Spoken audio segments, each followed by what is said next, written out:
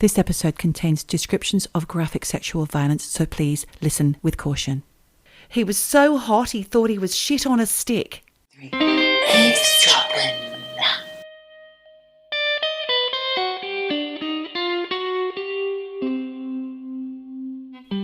Hello, Michelle. Geordie, hello. How are you? No, how are you first? How are you? How are you? I said it first. I said it first. Well, the blisters are gone from the old face. Oh, glad to hear it. Just maybe let people know, if they didn't listen to last week, that Michelle sat out in the sun like Joan Collins in the 80s with a mirror underneath her in the bright sun and snow and something like 300 million thousand feet high. And she got blisters on her face as a result. People don't do that. It's so bad for you. It wasn't just me.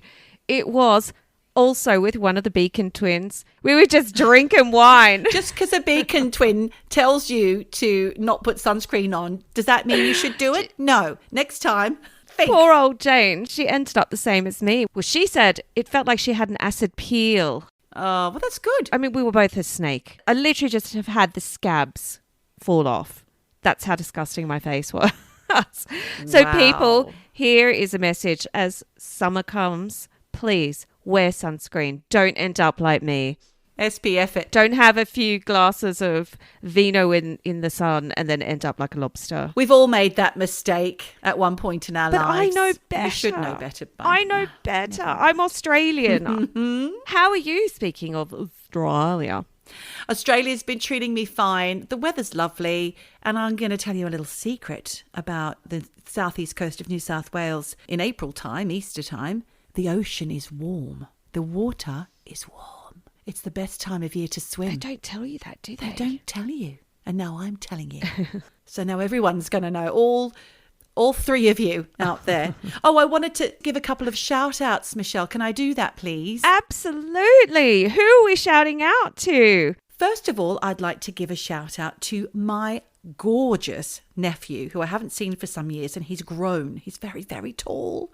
He's like a man mountain now.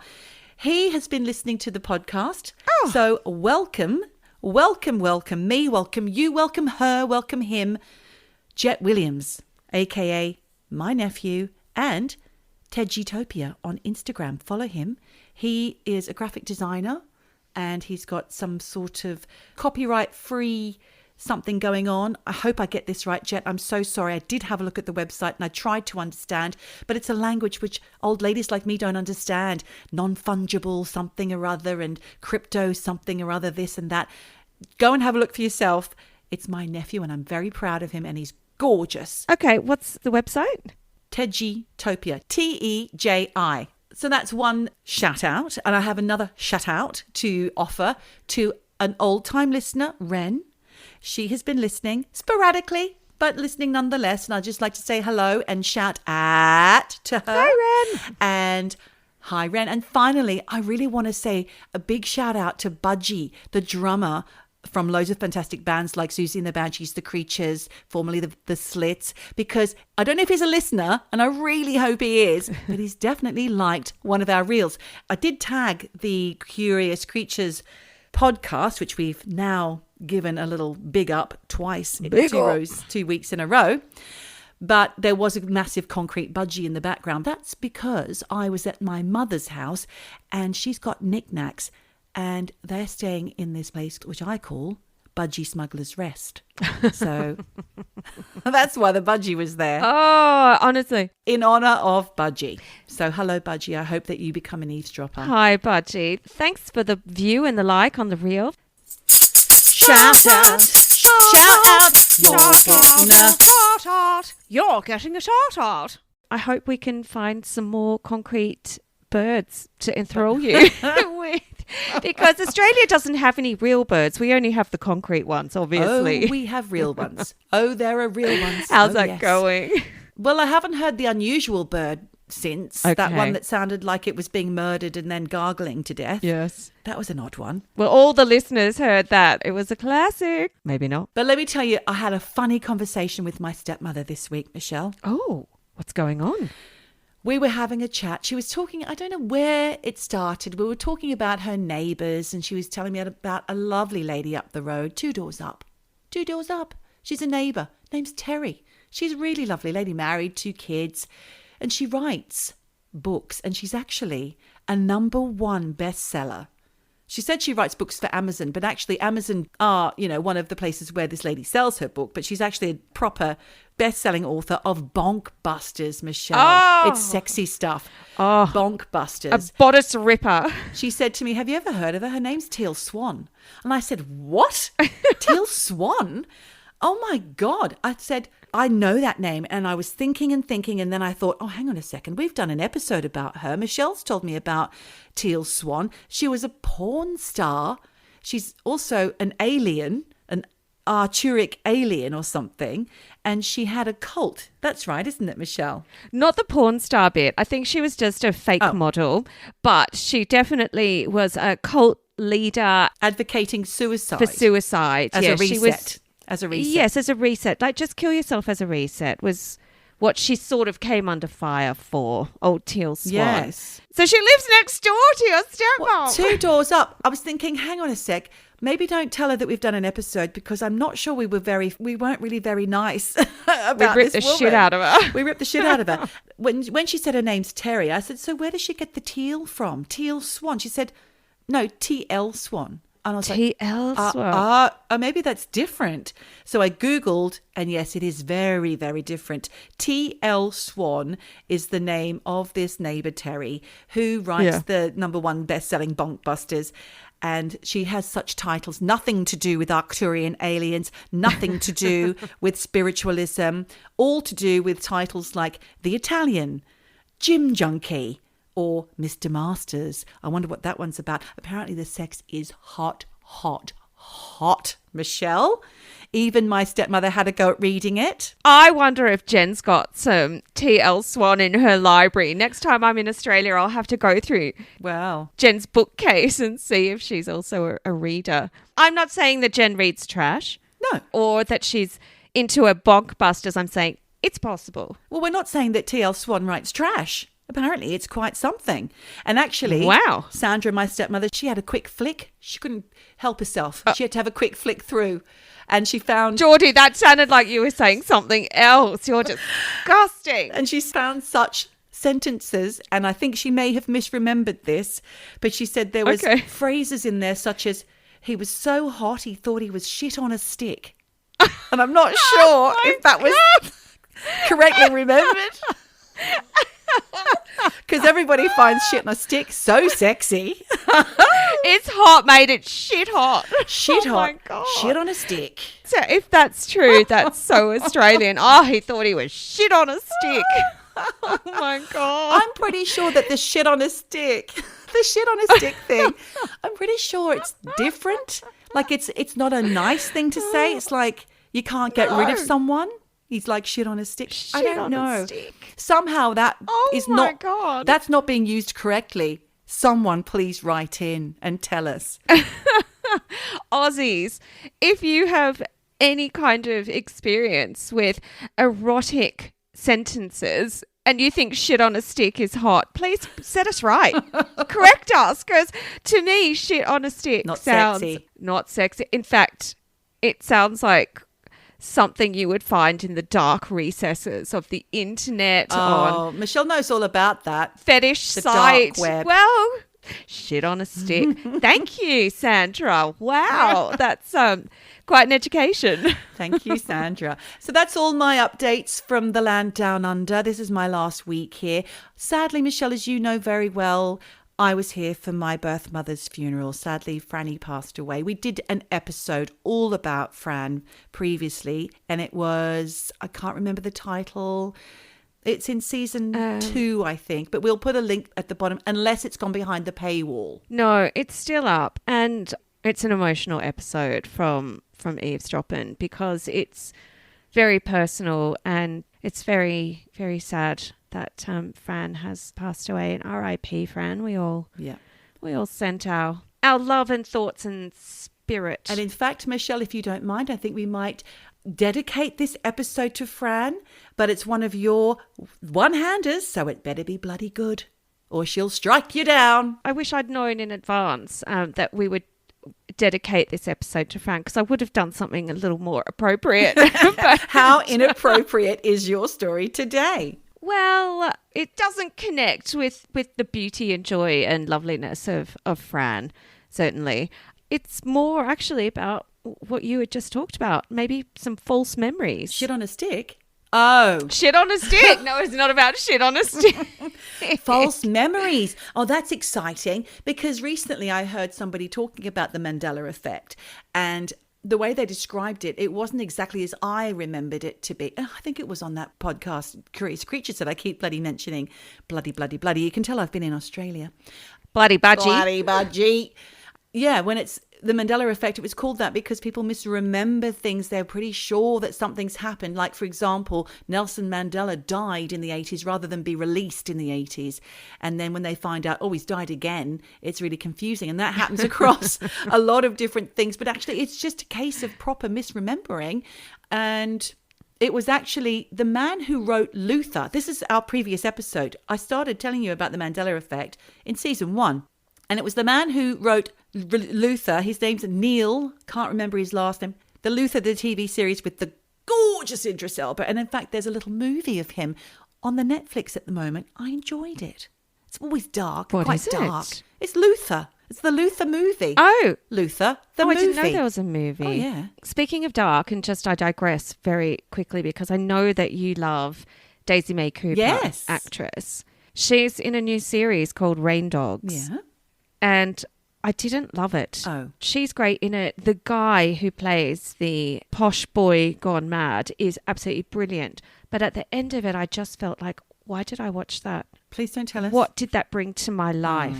How did that nourish my soul? It didn't. Okay. I just felt dirty afterwards, and not in a cynical way, more of a just did nothing to uplift my life. Can you give us a little synopsis of that? Well, she's a sex worker with a terrible life. Oh. So it's not comedy. It just gets worse and worse and worse. No. And I mean, there's not really comedic moments. And she is a brilliant comedic actress, but she's a dark comedian. And that's what this is. There are dark comedic moments in it. But at the end, I just thought, I really don't need to watch that. I just want nice things. I just want fun, happy things. Not that this is going to be a fun, happy episode. So, eavesdroppers, a little tip from the recommendation corner. Don't watch it. Michelle says. Do you know what? I actually think that's not a bad idea. We need to do a jingle. Telly Rex, we got some Telly Rex. We'll do a jingle, but it won't be that one. We'll come up with one. We'll come up with one. Good. It was good, They write blue themselves, sky Johnny. thinking there, Michelle, but we'll try a little harder when we're together next week. Well, it's in a matter of days. So basically, if you were to give me a report card, it would say must try harder. Yeah. Well, to be fair, it was off the cuff. You're absolutely right. It was off the cuff of my robe that I have on once Dirty again. terry Yes, thank you so toweling, much. yeah. But anyway, look, back to the story. Anyone who's been a long time eavesdropper, they will know that we love a case of repressed memories, false memories.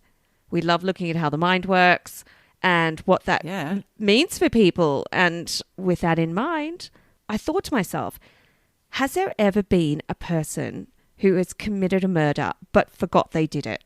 Well, this is what I meant to say to you before when I was mentioning the guy who wrote Luther, and that's what kicked off our episode about the Mandela Effect. He got really drunk one night and misremembered or dreamt that he did murder someone, a homeless person, on his way home from a party. And for years he thought he had murdered someone. Yes. But he hadn't. No. Because he looked it up, he Googled it and he didn't. Yeah. Well, that's the thing, I think that I've had dreams. Memories and dreams get all mashed up together. And I think I actually mentioned on that episode where I felt like I had this vague feeling that in my dreams I'd murdered someone. And then you, as that guy did, you begin to think, did I actually bloody murder someone? Did I really do it? Yeah, and I don't even like talking about that because it does creep me out. I mean, I didn't murder anyone, but then you just think, God, what if I did? And actually, to be fair, I am part murderer at the moment. What do you mean? Well, what have you done? Actually, I'm part psychic murderer right now. Should you be telling people? Should you get this down on tape? I'm not sure if you want to confess to being part murderer right now. We have a cave in our apartment. You found a body. I wish. No, I don't wish I found a body. You wish? No, my I don't God. wish. I don't wish. No, we have a cave and we keep stuff in there, our bikes and whatnot. But also, Bodies. look, newsflash, people, I do dye my hair. And I've got my hair dye out of the cave. And do you know what? I've got it in this bag. I put the bag into the bathroom. And I had a robe. I have a hair dye robe that I have. More robes. More robes. There's a whole wardrobe of them. I've got a lot of robes, I have to tell you. in different degrees of filthiness, all in a row. Why do you say that? They're very clean, lovely, expensive, beautiful robes. Thank you very much. One's covered in hair dye. This one's covered in muck. Well, I had to get my hair bag. I got my hair bag and I've got my hair robe. Anyway, I had a flash of instinct and I called it psychic premonition. I thought, imagine if I picked my robe up out of this bag and there was a mouse under there. Well, what happened, Geordie? Oh, you had a premonition. There was a mouse. I did. I was fucking psychic. I picked up my robe. There was a mouse. I screamed, dropped this bag. This mouse went "Meow," and dived down further into the bag. And I was like, what the fuck do I do? What the fuck do I do? And I just thought, right, I shut the bathroom door. I thought I have to take this bloody mouse and this bag outside because I thought I'll just throw the bag outside, tip it up so the mouse can run free. Well, picked up this bag. What did that bloody mouse do? It jumped out of the bag. Into your face. Out of the bag. For a tasty treat. Some of those open Jesus wounds. Christ. I'm sorry, I don't know what's Oh happening. my God. With nibbling my scabby blisters. You're just... Well, I didn't say that. Well, do you know what? And so I shut the door and I didn't know what to do. So I got the biscuits. I shook them. What biscuits? Queenie, come here. Oh, I see, the cat biscuits. Okay. The cat biscuits. I called that cat in. I threw a handful of biscuits into that bathroom. Within seconds, that mouse was dead in her mouth. Shh. I feel like I'm a psychic murderer. If that mouse had just stayed in the bag, it would have run free outside. Oh my God, Michelle, you set it up. You set in motion a series of events that culminated in the death of that mouse. I know. You and it made haunts that happen. me. Yeah. I feel terrible. I do feel like a psychic murderer right now. Well, good, because you should. Thank you. Anyway, look, back to the story at hand here, because I can't wait to see where we're going with this. with all of these bloody repressed memory things, because I am actually at the moment a murderer, but not in my dreams. You know, I went hard on the DuckDuckGo, and what I actually found was a case that the New Yorker did an expose on, and it blew my mind because it is so twisted. You can hardly even believe that it happened. Oh, I love it when it gets twisted. Most of my info today comes from an article by Rachel Aviv in the New Yorker. And full disclosure, there's also a documentary that's come out about this in the past year, but I didn't watch it. Okay. But I will link to it in case anyone wants to know more about it. I'm going to take you back to my favourite decade, The 80s. the 80s. Love it. You knew it. And this is slap bang in the middle of the 80s when a 68-year-old granny called Helen Wilson was... Oh, trigger warning, actually. Trigger warning. Now she I tells need to us. trigger warning here. I know. Put Sorry, down it's that late. pancake. Put down that breakfast burrito. Trigger warning. Warning. Trigger warning. Look out. Trigger Oh, my goodness. warning. The chips. Brace yourself, Mavis. So, Granny Helen Wilson was found, trigger, strangled and raped in her apartment in Beatrice, Nebraska in 1985. When police arrived on the scene, they discovered a knife on the ground in the bedroom and blood on the corner of her bed and on the wall. And it did look like Helen had tried to fight off her attacker because she had defensive wounds, but weirdly, her face had been wrapped in a tea towel or some kind of clothing, so you couldn't see her face, and her hands were tied up. And trigger again here, her body had been mutilated. She had multiple broken ribs, and this is grim as well. Her attacker had not used a condom because they found semen in her vagina and her anus. Ew. And I'm really sorry to have to say that, but it kind of relates to the case and what comes out. That was a lot. I know it is a lot. She's 68. And also I want to point out here The reason I say those details is because it shows that this killer was not Doesn't cautious. care. Yeah. Blood everywhere, semen everywhere, a lot of DNA evidence. So please keep that in mind while I tell you this story. It was brutal, and it really shook the town of Beatrice, which at the time was tiny, 12,000 residents. Everybody knew everybody. Yeah, and kind of a predominantly low socioeconomic status in this town. But the brutality of this case isn't really what makes it remarkable. It's what came next, Geordie. What? I'm not going to get to the meat of this case right away. Instead, I'm going to tell you about a woman called Ada Joanne Taylor. She's known really just as Joanne. She grew up on a cattle farm in North Carolina, and in 1981, when she was 18, she followed a boyfriend to Beatrice because she was pregnant with his kid. 3 weeks later, after they got to Beatrice, he left her, and she had the baby on her own. She enrolled herself back at school. She went to Beatrice High School, and she just tried to do her best to bring up her daughter. On her own? Mm-hmm. So she put herself back into school. This isn't even her hometown. Nope. And she's on her own with a baby. He's fucked off. He's fucked off. She's doing her best to bring up her daughter Rachel on her own. So, Wow. you know, what she was going through was pretty tough. But Yeah. the thing with Joanne was she wasn't particularly well liked around town. Why not? She was known to be a bit of a bully. Oh. And she was not nice to people. And she was always making provocative statements.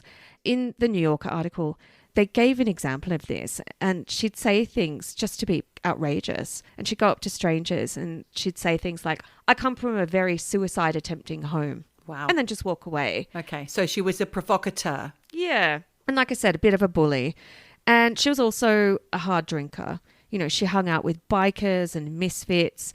And she was known as being quite a disagreeable person. And eventually, Child Protection Services recommended that Joanne see a psychologist. And she did. She started seeing a therapist called Wayne Price in an attempt to try to make her a better parent to her daughter Rachel. Yeah. Joanne had had a terrible life. She'd been taken away and put into foster care when she was 11. Oh. And this was after it was discovered that her stepfather had been sexually abusing her. Oh, God. This girl, she didn't have a good life from the get-go. In the end, her psychologist, Wayne Price, diagnosed her with borderline personality disorder. And eventually, he suggested to Joanne that she give up her daughter for adoption. And she did. At what point in Rachel's life did that happen? Pretty young. I think she was under 2. Okay. She gave up Rachel. She moved to LA where she became a sex worker. I mean, her story is fucking heartbreaking. And I think giving up her daughter really weighed heavily on her because a few months later, Joanne went back to Beatrice with a guy called Joseph White, who she met in LA. And Joseph had been making gay porn films in LA, but he really wanted to help Joanne get her daughter back. So they went, both of them, back to Beatrice. But what they didn't realise was that it was way too late. Joanne had lost all her rights as a parent to get Rachel back. Yeah. It was over. But wanting to be close to Rachel, Joanne stayed in Beatrice. And a few months later, that's when Helen Wilson was raped and murdered in her apartment. Oh. The killer wasn't careful. Right. And when the police went through the apartment, they found type B blood on Helen's mattress, on Helen's wall and Helen's underwear, and, you know, semen in her body because she'd been anally raped. And because of that, because of the anal rape, the police assumed, we're talking 1985 Right. here, I can see where this is going. they assumed that the killer was most likely homosexual. And in fact, they did a psychological profile that was developed by the FBI on who this killer might be. And they concluded that the killer was most likely a loner who collected porn and was odd and wimpy. I say that in air quotes. Wow. Yeah, actual words, just weird. And the thing is, they had no leads on who killed Helen. So the police put a voice-activated tape recorder inside a flower pot at a grave in case there were any weird mourners. Gosh. And more than that, they asked the owner of an adult bookstore in Beatrice for a list of known gay men.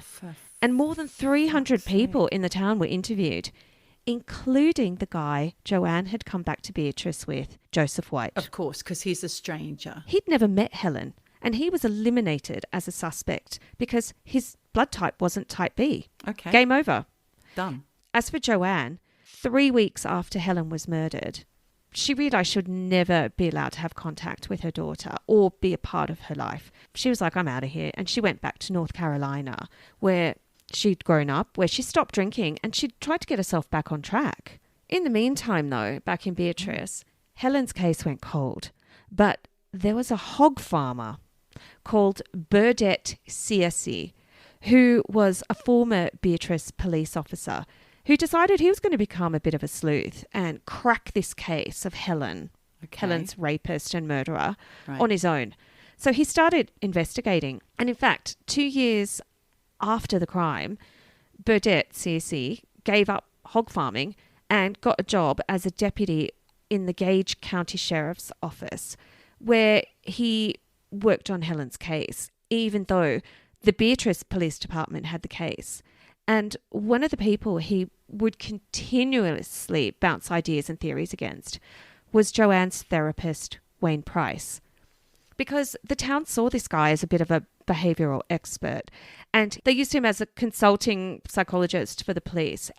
And this guy, Wayne Price, he was also a sheriff's deputy. So he's in the police force. Oh, God, he's got it all going on. Yeah. So he's well placed to be the profiler. Now, how this all comes together is that in 1989, 4 years after Helen was murdered, Burdett Searcy got an arrest warrant for Joanne and for Joseph, the guy that she had come to town with, because he heard from a 17-year-old girl in town who had mental health issues that she had heard Joanne and Joseph bragging about committing the murder. Jesus. Now, by this time, Joseph had moved to Alabama. I don't know why I said Alabama. He'd moved away. So Burdett Searcy and Wayne Price, the psychologist, as well as the sheriff, went to Alabama to arrest him. Okay, they felt strongly about it. They did. And one of the questions they kept asking was, are you a homosexual? And Joseph's like, I'm bi, but also I didn't kill that lady. Yeah. So they didn't care. They arrested him. Wow. And then they went to North Carolina to arrest Joanne. Here's where shit gets dark, because Burdett Searcy grilled Joanne and Joseph for hours before the conversation was videoed. Oh, where right. In those hours that weren't videoed, he told both of them all about the crime. And by the time the interrogation was Planting taped, seeds. Yep, Joanne was taking responsibility for the murder and saying that Joseph had pressured her into doing it. Wow. The fact you can do that to someone's mind. But when she was asked for details, she was like, oh, I can't recall any. And she actually says when pressed, I'm still drawing a blank.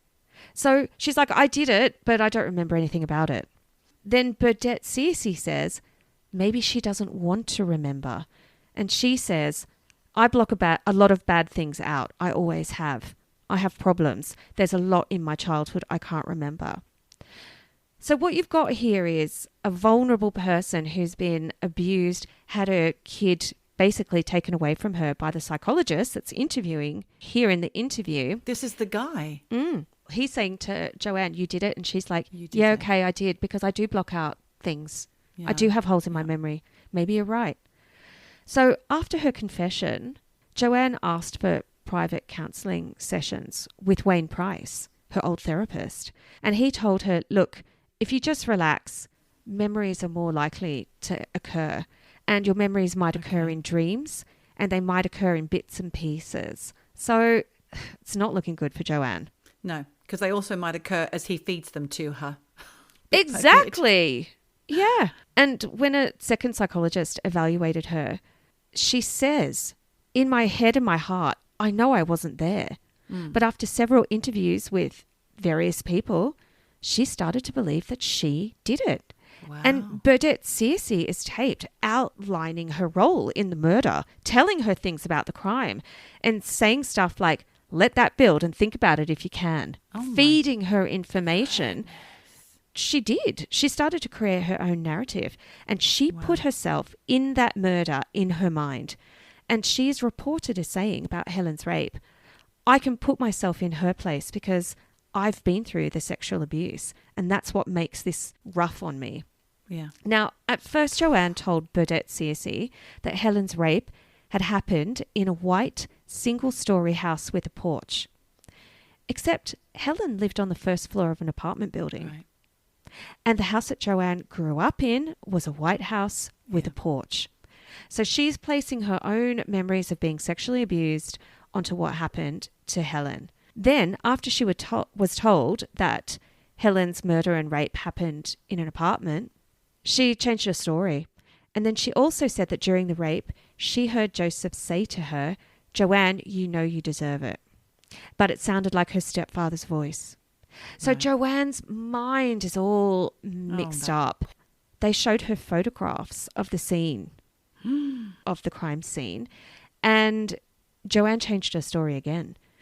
She then said she picked up a pillow from the couch and held it over Helen's face in an act of compassion.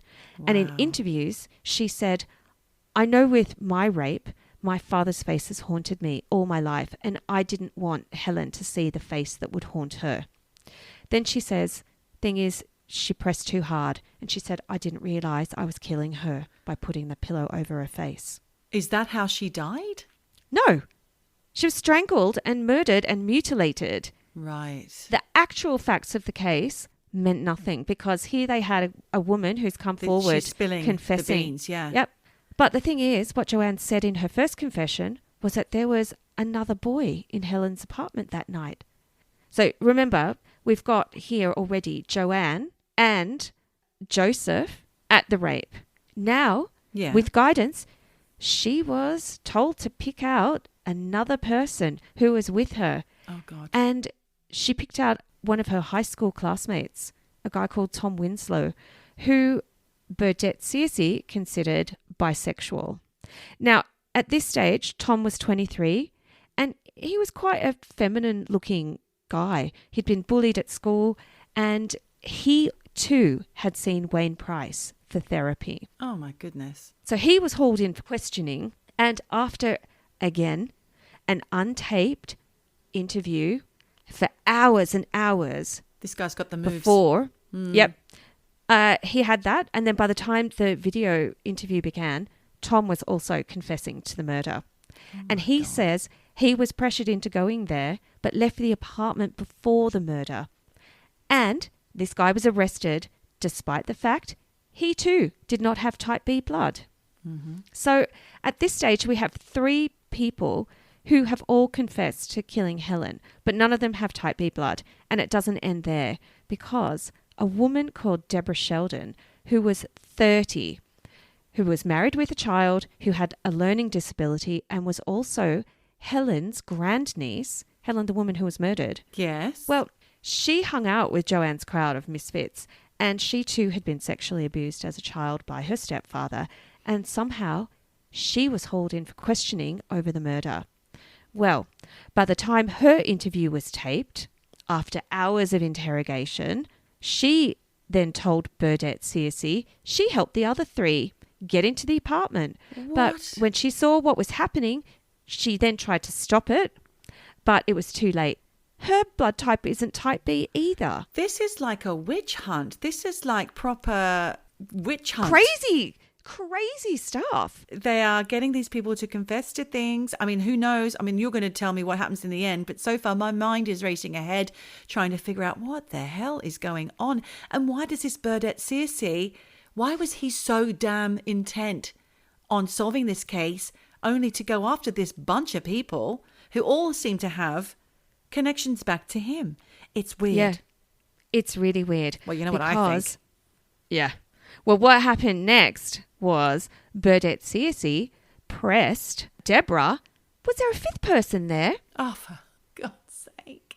This is getting stupid. Yep. And he then brought Wayne Price in to help her try and remember because Deborah's lawyer assumed that Deborah was so traumatized by the murder that she'd forgotten what had happened. And they needed Wayne Price to come in and save the day and help her remember all the details. It also turns out that 10 years earlier, in Beatrice, there was a child welfare officer who'd become worried about Deborah's parenting skills. Wayne Price had been appointed to help her and, like Joanne, he had eventually convinced her to give up her parental rights to her child. This guy. And you know what? After her session with Wayne Price, Deborah apparently had a dream. She pointed the finger at her husband's friend, James Dean, and said he was in the apartment too that night. And she said, I was blocking it, I guess. And that's what she told Burdett CSC. Oh, I guess I'd been blocking that James Dean had been there. So they went and arrested this guy, James Dean. And this guy, James, was shocked. He was apparently screaming at police, I've been arrested for something I know literally nothing about. So what did the police do? They called Wayne Price in to help James Dean calm down.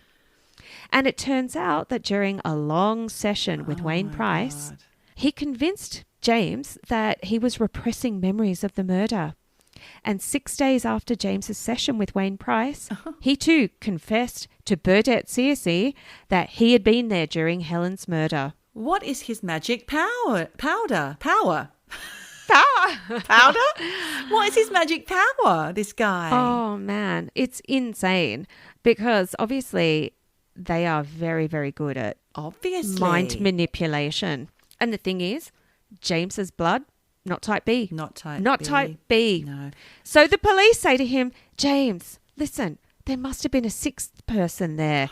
Just remember, was there anyone else in the room? They want everybody to confess so they can finally find somebody with a type B, and then they've got them all. Exactly. This is ridiculous. Yeah. So the police are there urging poor old James Dean to remember who else was there. Wonder what Wayne Price's blood type is. Yeah, and Burdett CSC's. But 5 weeks after James's arrest and after a lot of coaxing from police, James dreamed that, yes, indeed, there was a sixth person there. A woman called Kathy Gonzalez, who had lived in the apartment above Helen. Right. And the next day, Kathy was arrested, and she too was like, what the actual fuck? No one is safe. What? No type B. She had type B blood. Oh, she did? She did. And you know what else? 2 days after her arrest, Wayne Price visited her in jail to try and bring out some memories about the murder because guess what? She had zero memories of anything. Right. And Wayne Price is like, don't worry, it's normal not to remember. You know, and he said to her, if I'd seen what had taken place, I too would have blanked it out. Right. And he assured her that her memories would come to the surface. But when Kathy got to Gage County Jail, she confronted Deborah and Joanne and was like, why the fuck are you saying I'm involved? Yeah. And Deborah apparently laughed and said, I don't know. I just remember you.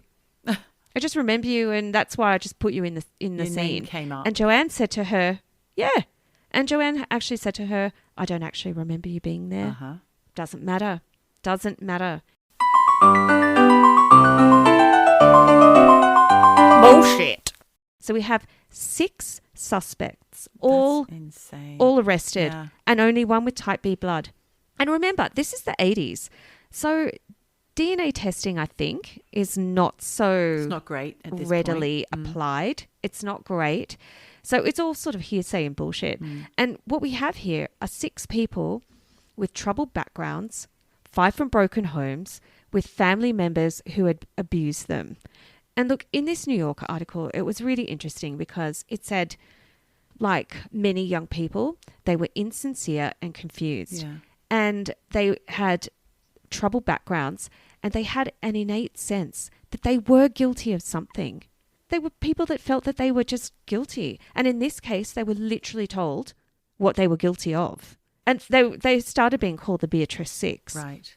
The BEATRICE SIX, they all had psychological, emotional, mental health issues.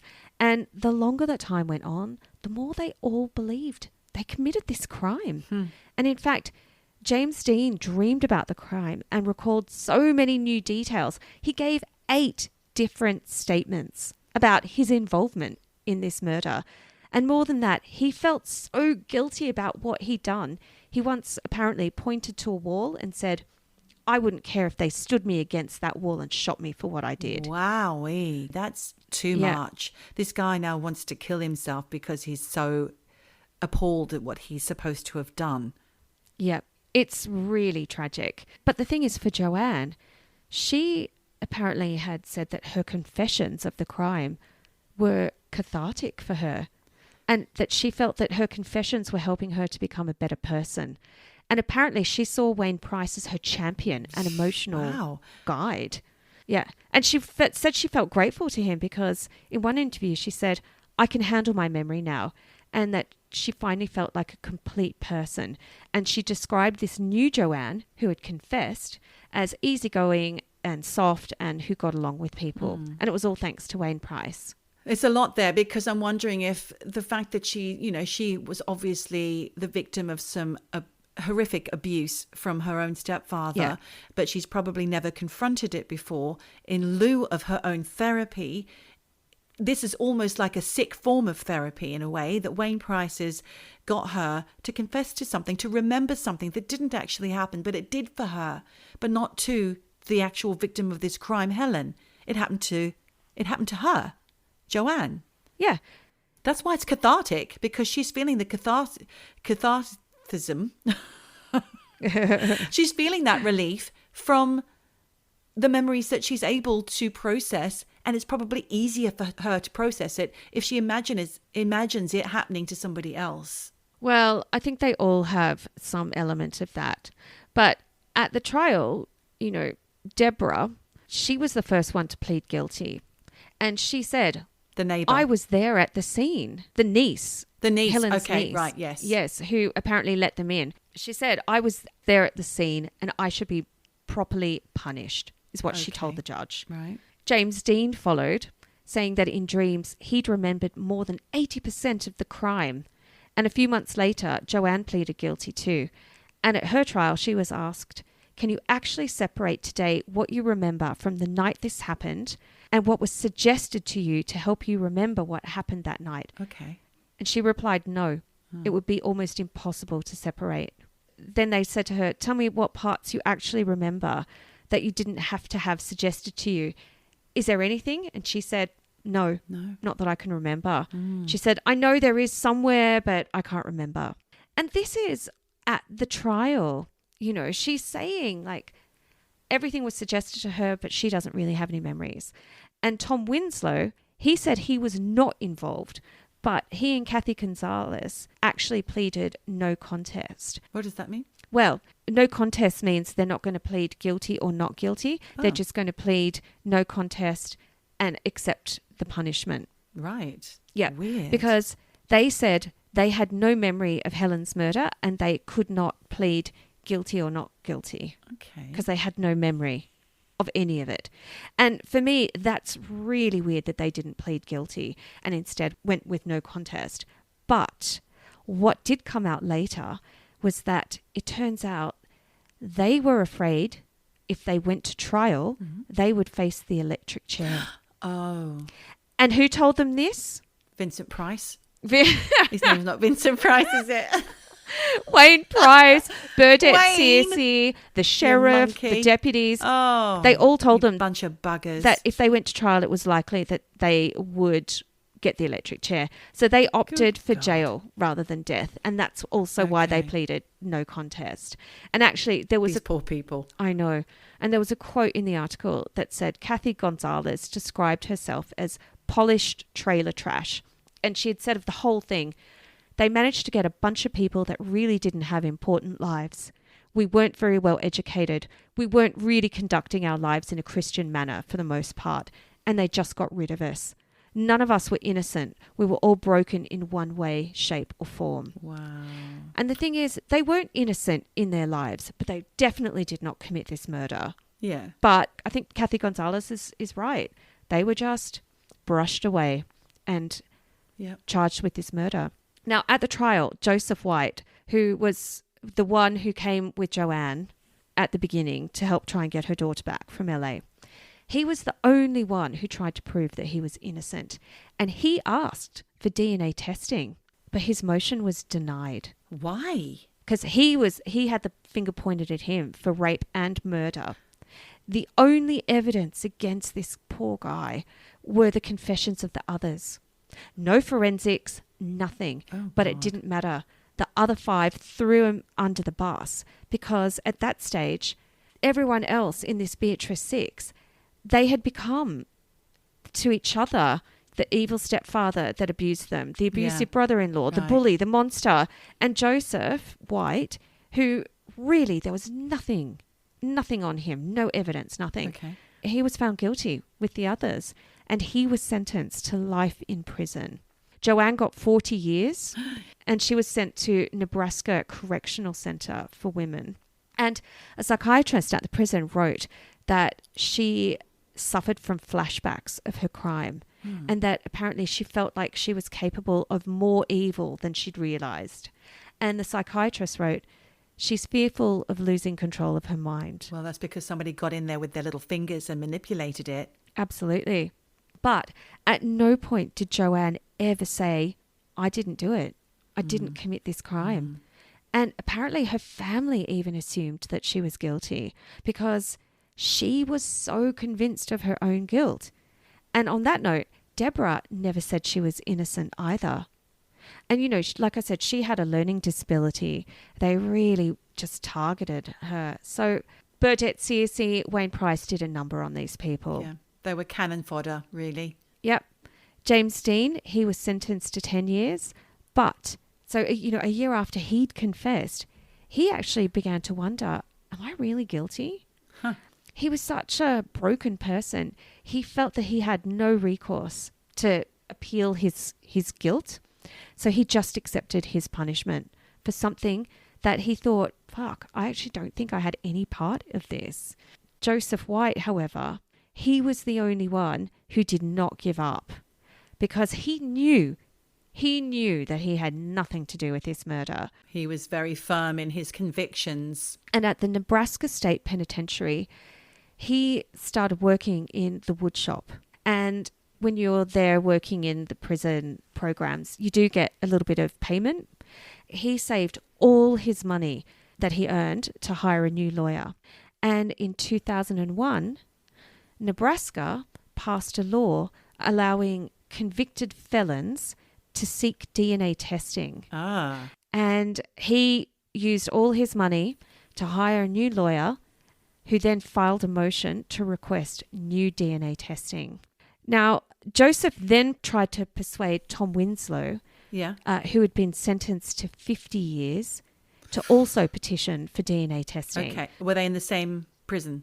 I think they must have been. Okay. Thing is, Tom Winslow was the one that was very effeminate. Right. And after a decade of just being repeatedly raped in prison, Oh, for God's he was sake. a broken person. And he was like, I don't have it in me to petition for this DNA testing. He was just a shell of a person. And he just accepted his fate, even though he had no memory of anything. He was certain now that he had no memory of poor man. that crime. But Joseph didn't give up. And eventually he convinced Tom to also be involved in this DNA testing. And in fact, both he and Joseph had samples of their DNA taken. And this is now 2008. So this law got passed in 2001. It took 7 years for them to be able to even give their DNA for testing in this case. A travesty, this entire story. It makes me It so angry. My blood is boiling. Well, it will come as no surprise to you then that in 2008, after their DNA samples have been taken and the tests have been completed, it did show that both Joseph and Tom were excluded from being the source of the blood or the semen at the crime. Which means that they need to go back and re-examine all the other 5 who were involved, or 4. How many were there? There were the BEATRICE Six. So 2 of them have 6. been excluded now.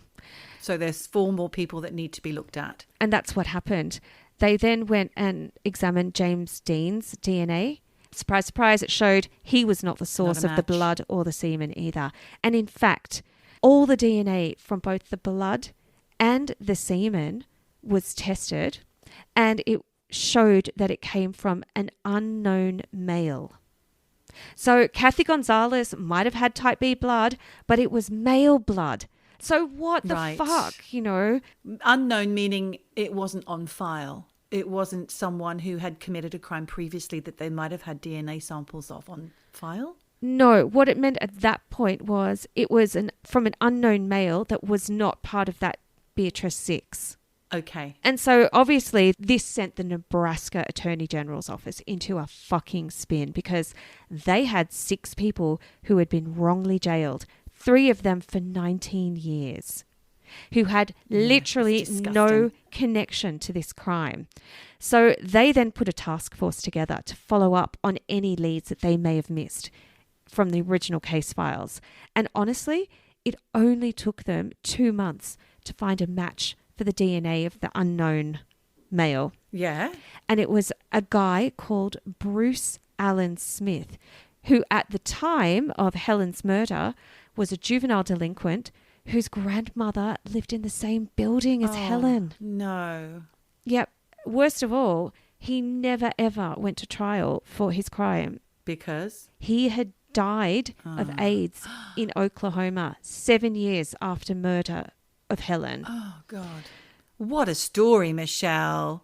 Oh, man. So look, in early 2009, the BEATRICE SIX were declared innocent, and not beyond a reasonable doubt, but beyond all doubt. And it was the largest case where DNA evidence exonerated people with false confessions in the history of the American judicial system. So Joanne Taylor, Joseph White, Tom Winslow, who were all still in jail, they were immediately released.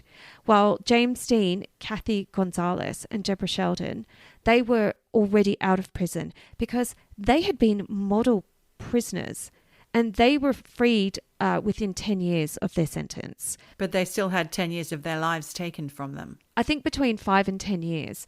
So yes, they did have time taken from them for crimes they did not commit. But look, even though they were all declared innocent, they still had to file applications to be pardoned. Uh-huh. Yeah, because even though they were declared innocent, some weird twist of the law meant that they had to apply to be pardoned of their crime. It's weird. Thing is, these people were still so fucked up mentally that Deborah Sheldon, in her pardon application, wrote, "I was present and observed Joseph White and Thomas Winslow on top of Helen Wilson." And then she says, "To my knowledge, Mr. Smith was not present at the time. I was in the apartment." That was her pardon application. And she, after all these years, even though it was proved she was not even there, she still thought she did it. She could not be convinced. And all 6 pardons were granted.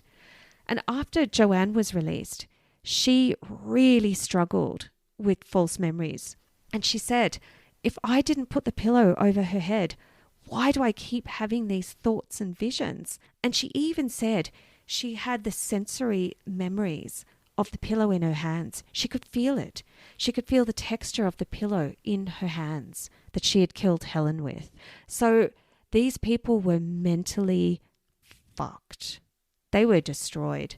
Now, Joseph White, who was the one that initially saved up all his woodworking money to get this DNA testing, he sued Beatrice County for violating his civil rights. Good. Yes. But in 2012, right after filing the lawsuit, he died in a coal refinery accident where he was working. Oh. What a shitty life. Oh, man. So awful. But the other 5 continued his lawsuit. Eventually, the case did go to trial, where a Nebraska psychiatrist basically told the jury that Joanne, James, and Deborah all suffered from Stockholm syndrome. Yeah, sounds like it. Yeah, and he described it as a brutal kind of psychological bonding to someone who has total control over you. He said Wayne Price was that person, and that Wayne Price implanted his own belief system into his captives.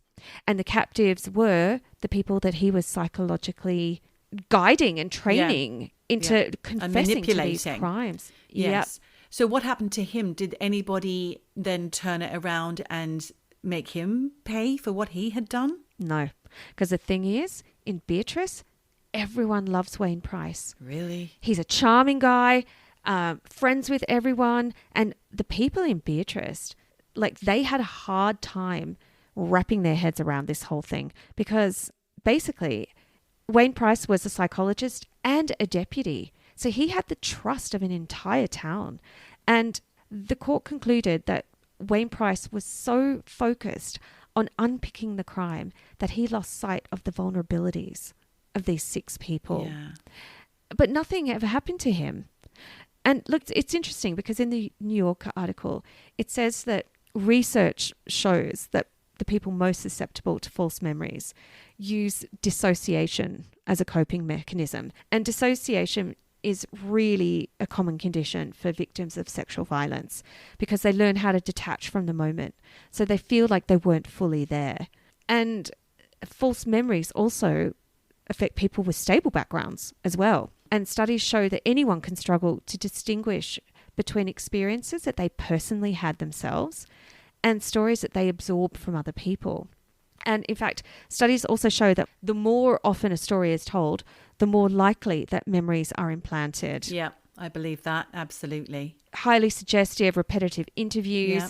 You know, you do it enough and people believe that they've committed a crime.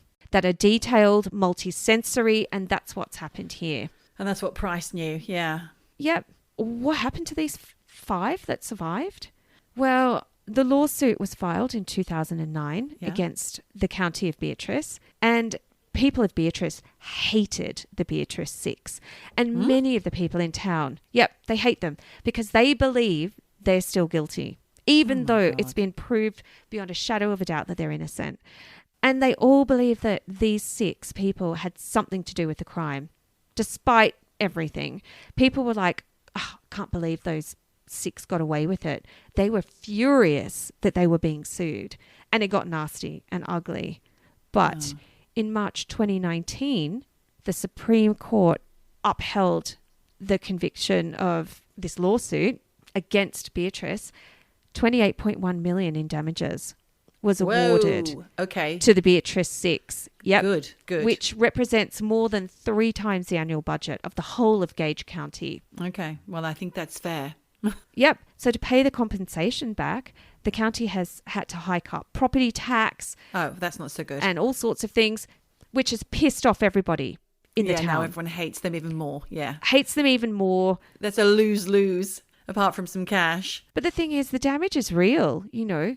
Their lives are fucked. These people struggle with truth. They struggle with reality. They don't know what memories are real, what aren't. They've been incarcerated. They've had years taken away from their life. They've been... abuses faced in prison. Yep. And no amount of money will ever get that time back or put them together again as whole people. And obviously the real killer never was punished for his crimes. So unfair. That's basically the story of the BEATRICE SIX. That's incredible, Michelle. And let me tell you, I know for certain that Franny would have loved that. She had a bit of a thing for murders and murderers. Did she? Turns out. Yeah. Okay. Franny had a rich life full of interesting things. And Franny, I hope I did that story justice for you. Yeah, and absolutely. She'd have loved that one. It would have kept her on the edge of her seat. She loved all that kind of twisty-turny tales. So thank you. That one's for you, Franny. We got a bit bleak, we got a bit dark, we're 2 birds yakking, just having a laugh.